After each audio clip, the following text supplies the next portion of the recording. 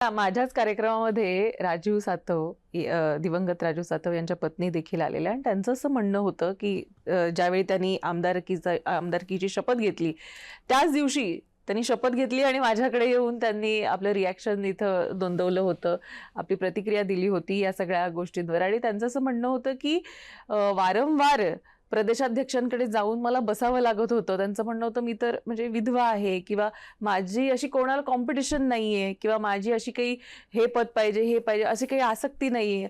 असं असताना माझ्यासारख्या कार्यकर्त्यावर जर अन्याय होत असेल तर मग अशा पक्षात का राहावं असं म्हणत त्यांनी भाजप पक्ष हा स्वीकारला होता आणि नंतर त्यांनी शपथ घेतली.